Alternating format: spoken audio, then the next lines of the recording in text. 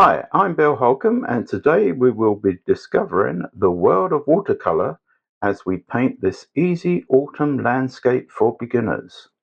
You can paint along with me by downloading my free sketch below, where you will also find a list of materials used in today's beginner's tutorial.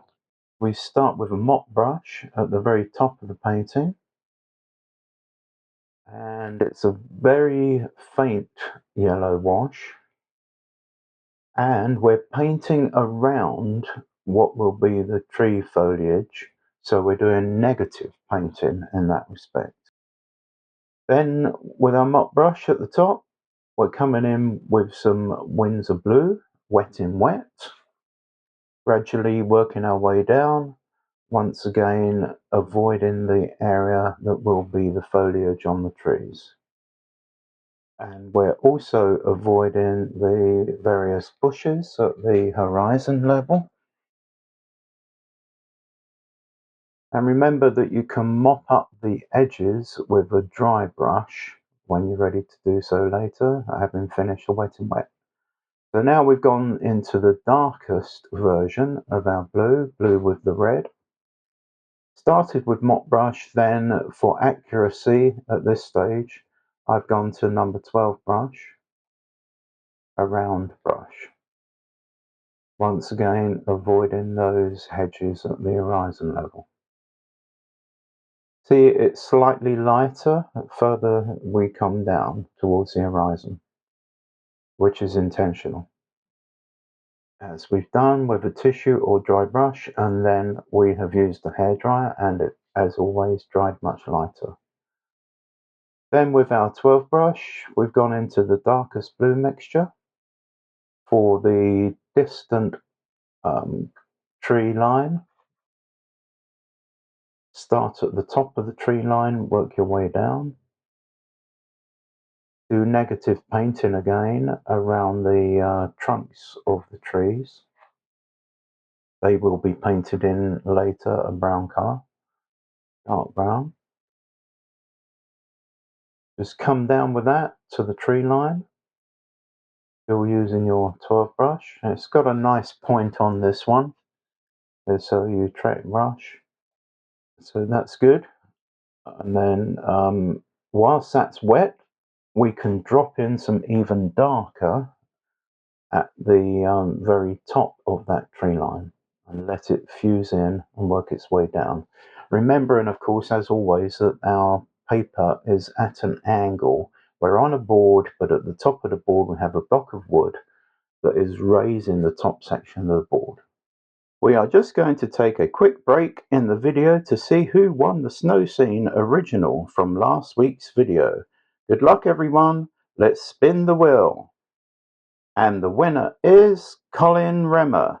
Congratulations, Colin. Please get in touch by emailing letspaintwatercolors@gmail.com and we will get the original sent out to you. Continuing with the painting, I'm mixing up a dark brown colour to help us paint in the trees. The trunks and various limbs and branches coming off. You can go to something like a number 4 or number 6 type brush at this stage. For those various limbs, you can go even smaller in terms of your brush size.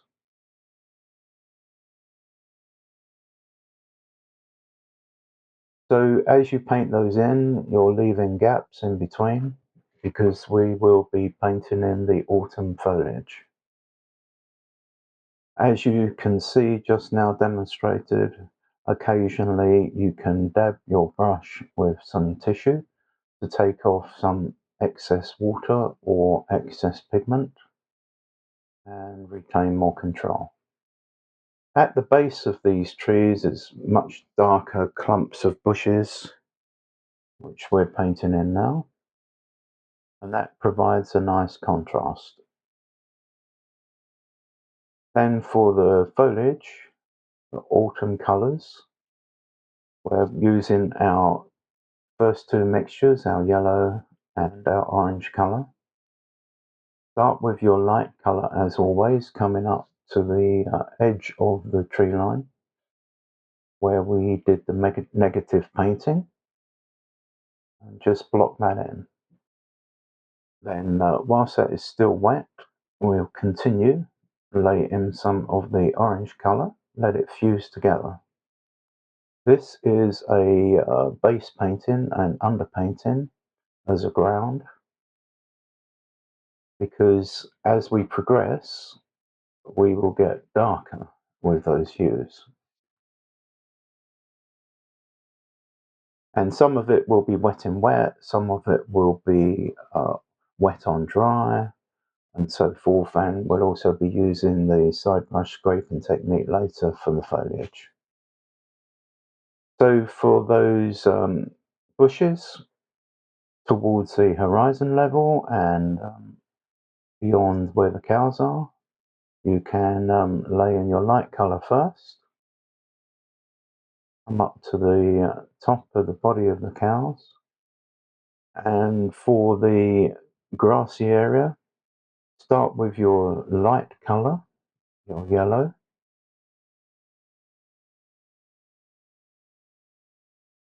and just come so far down for now. Then we'll continue with the principal trees, light again, use the side of the brush scraping technique, leaving gaps here and there on purpose so that we have a nice broken effect, and do the same with the bushes.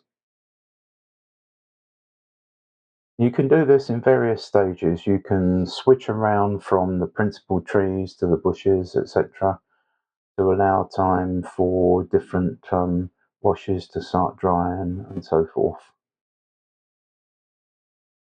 so that we can make things as broken as possible. And at the base, towards the base of those principal trees, just as where the foliage starts branching out, you can see sometimes you can do upward strokes with your brush when laying in those darker areas.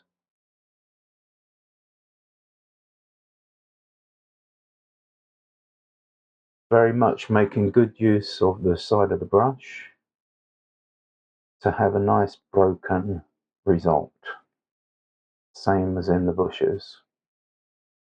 You can darken up some of the limbs even more and give them more definition and shape here and there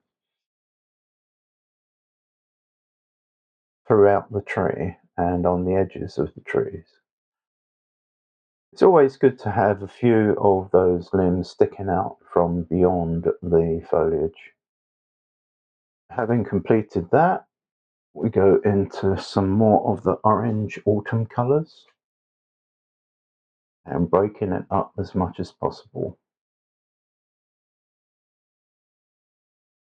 Then, having completed that, we'll go eventually into darker colours. Do the same with the bushes. If you've got excess, use your tissue to wipe off to retain control of the amount of water and pigment that you have on your brush.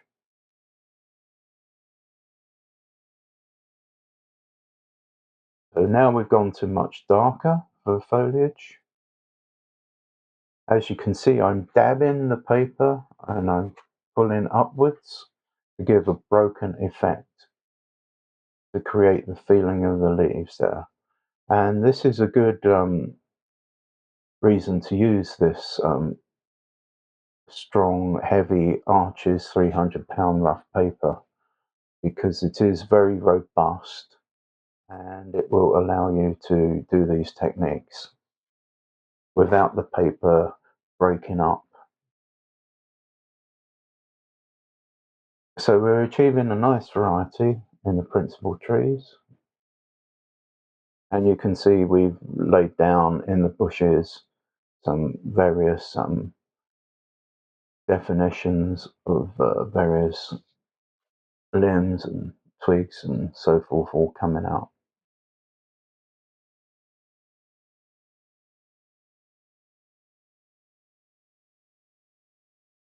So I've decided that since I have these paints, before any of them get too muddy, I'll use them to complete the water. So a nice wash of the weak yellow, and then using a flat brush, we're adding in some of the reflections of the nice autumn colour trees. Start with the colours of the trees first, leave in a couple of gaps that you can see of white paper, almost white paper, just slightly yellow tinted, um, because we'll be laying in the blue from the sky in those gap areas. So downward strokes for those. So that's very convincing. And now laying in the areas where we can have the sky reflecting in the water. This is quite subtle in the water. You could make it much stronger if you wish, but at least this demonstrates what you can do. You can strengthen up accordingly here and there. Once again, this is a very effective use of the flat brush, retaining much more control for those downward strokes for achieving realistic reflections in the water. Eventually, we'll be doing some horizontal strokes of the brush to show ripples on the water and things like that, and we'll do a little bit of lifting. So mop the edges and dry that off, then we can complete the rest of the bank area. Your light colour again first, then we're going to lay in some greens here and there, light green first. Once again, use your tissue, dab it with your brush if you feel that you've got too much liquid on the brush.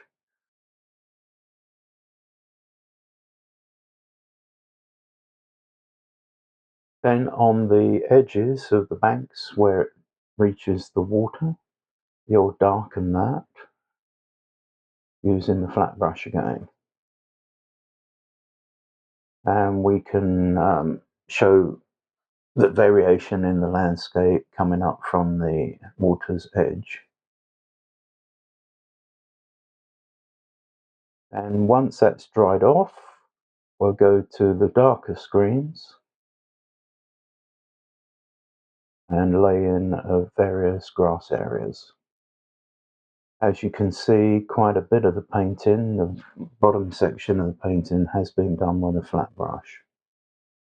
Enables you to achieve these nice broken areas of the grasses. Much more interesting. And darker still, especially as we come down to the bottom section of the painting. It's always good to have it much darker there and lighter as we go up the painting. This helps push the eye up into the painting. Then here and there we've got a little bit of variation of colour. Some of the dying grasses are slightly brown in colour since we're dealing with autumn. Painting your cows as best you can. Nice patterns on those. Not meticulously drawn and painted, but enough to tell a story.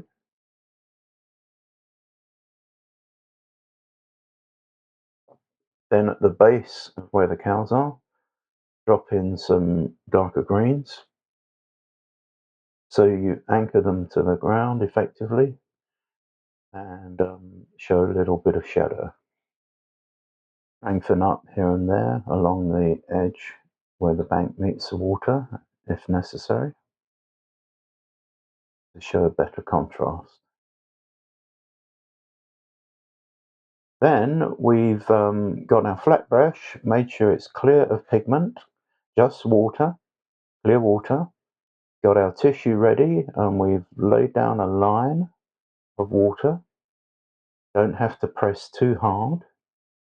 And then dab with the tissue. And then we get nice little ripples in the water reflecting light. And we can show other reflections too. And ripples as necessary on the water. Well, I hope that you've enjoyed this tutorial and found it interesting. And thanks for watching. And I look forward very much to seeing you next time where we tackle another painting together in transparent watercolor. Bye for now.